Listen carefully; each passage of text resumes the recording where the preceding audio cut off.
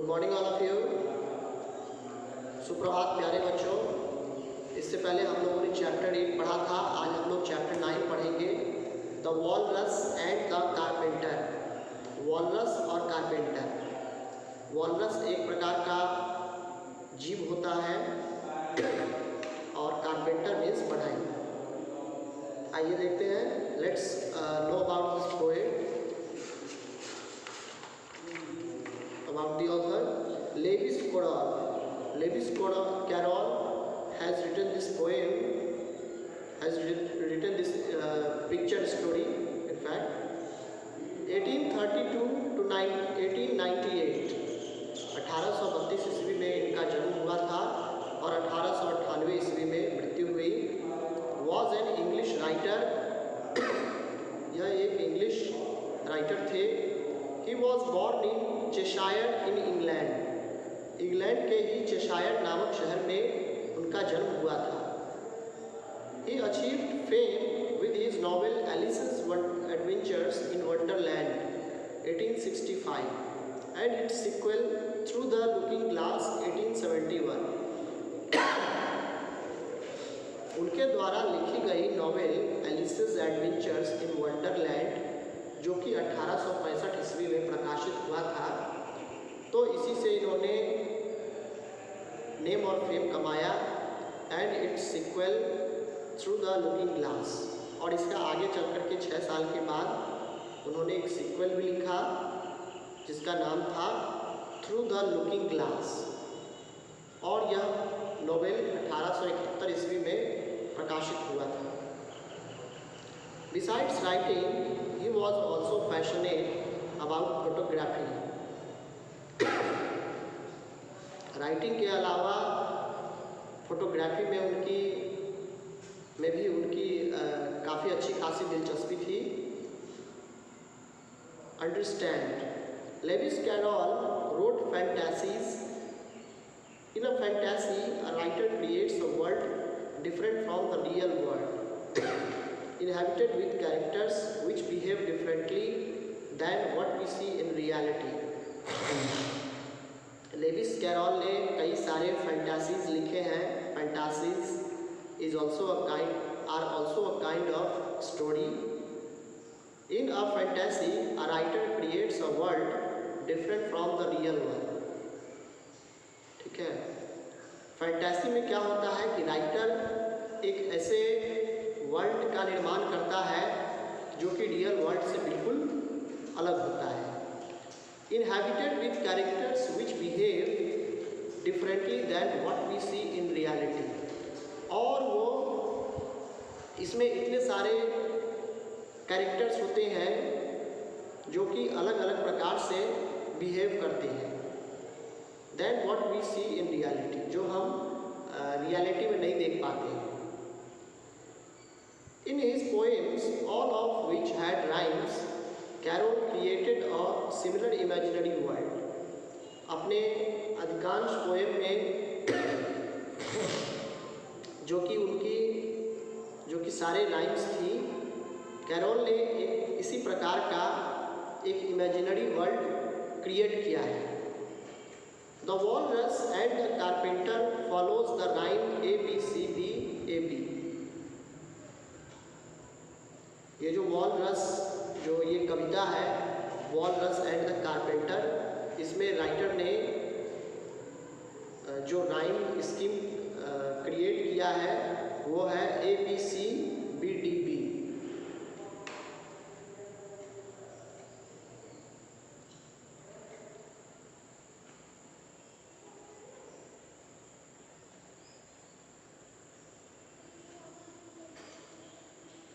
ठीक है।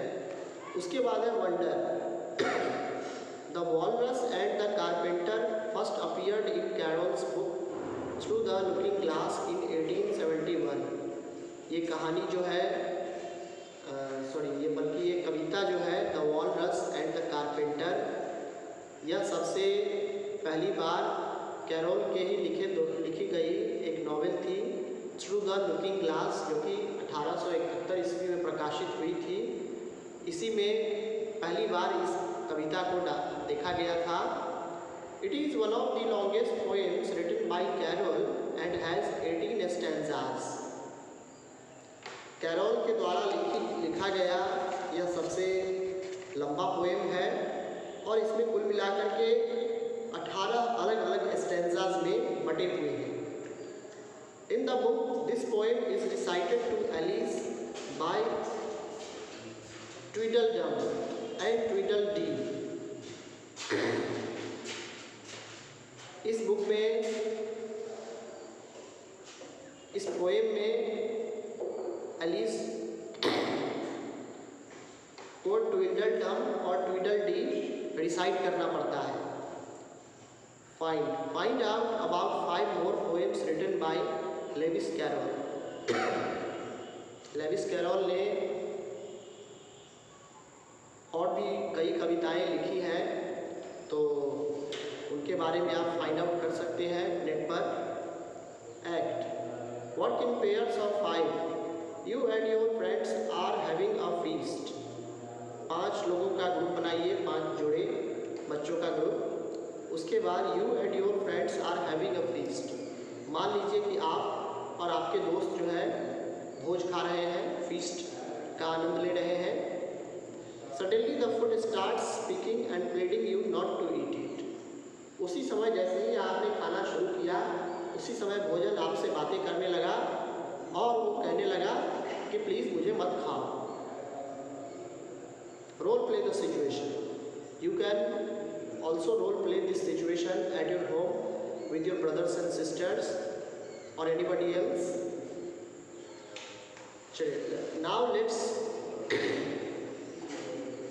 move on to another page, 81. Have you ever been tricked by someone? क्या आप कभी किसी दूसरे व्यक्ति के द्वारा बेवकूफ़ बनाए गए हैं? How did you feel? आपने कैसा महसूस किया? Take 2 minutes to tell the class about it. 2 minute लीजिए और क्लास को इसके बारे में बताइए. The sun was shining on the sea, shining with all his might. सूरज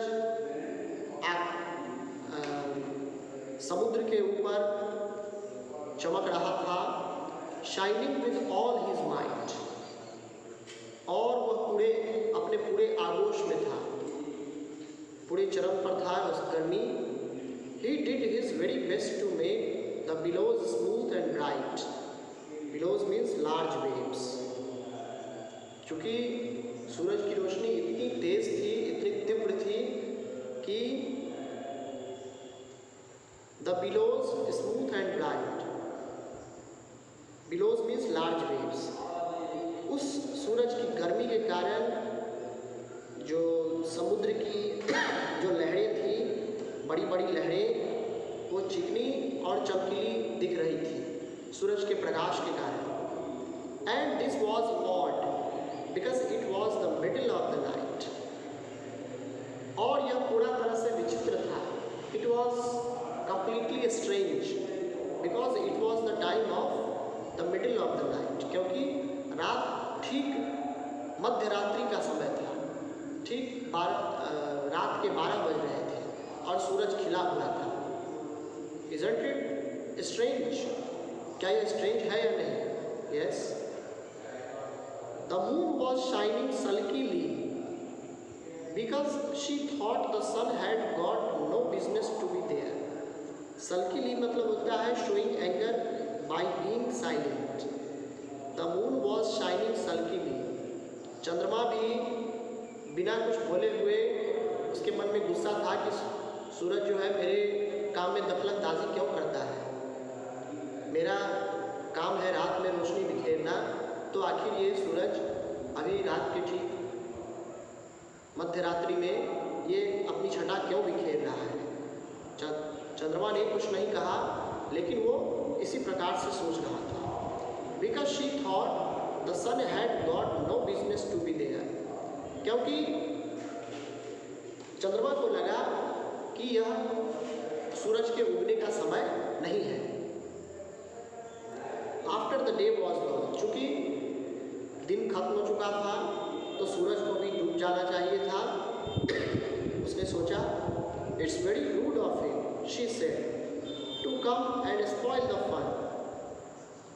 चंद्रमा ने देखा कि सूरज मेरे सारे फन को बेकार कर रहा है, तो उसने कहा, अरे ये तो बहुत रूडली बिहेवियर हुआ, ठीक है, he is behaving with me rudely. उसने मन ही मन सोचा कि सूरज मुझे नीचा दिखाना चाह रहा है, to come and spoil the fun, वो यहाँ पर आ गया और मेरा सारा मजा जो है उसने किरकिरा कर दिया। ये बातें चांद मन में ही सोच रहा था। The sea was wet as wet could be. समुद्र पूरी तरह से भीगा हुआ था, जैसे कि वो अक्सर होता है। The sands were dry as dry. और समुद्र के तट पर जो बालू थे, सैंड्स थे, वो भी पूरी तरह से सूखे हुए दिख रहे थे। You could not see a cloud because no cloud was in the sky. आप उस समय आकाश में बादल भी नहीं देख सकते थे, because there was no sign of cloud in the sky, क्योंकि आकाश में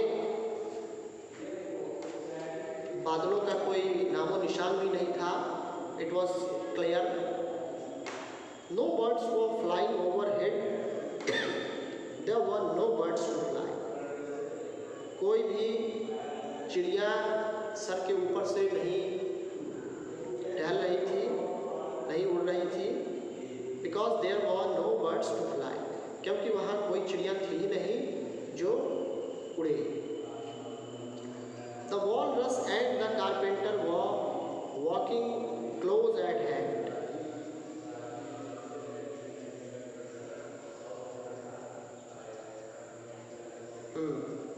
तो वॉलरस और कारपेंटर जो है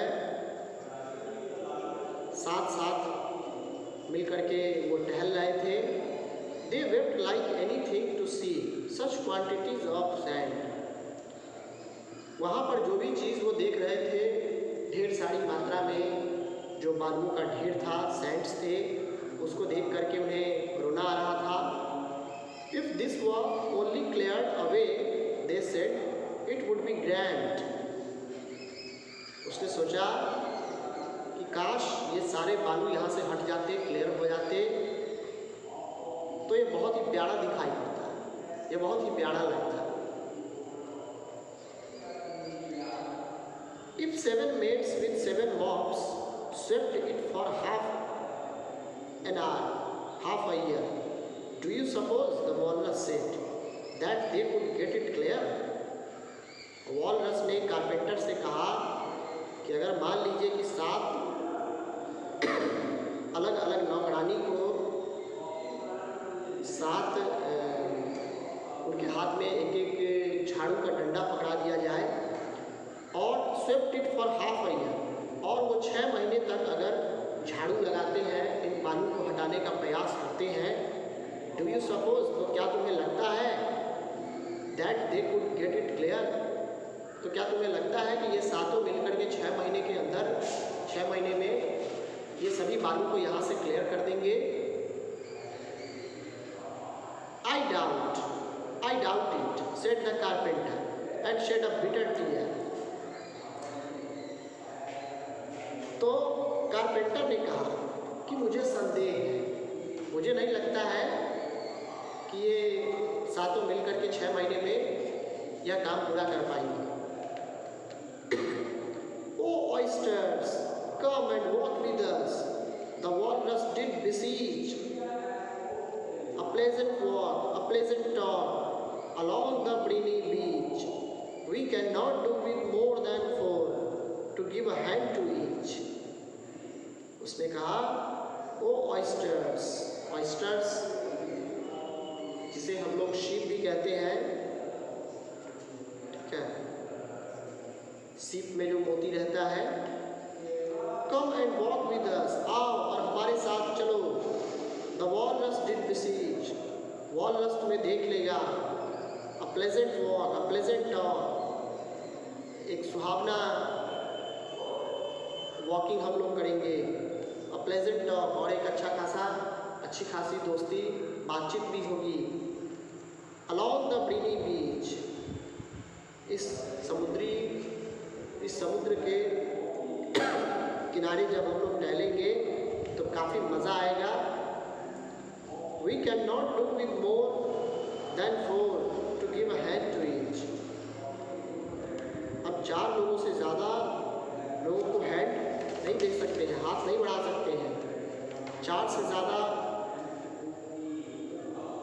हम 4 से ज़्यादा ऑयस्टर्स की हम मदद नहीं कर पाएंगे।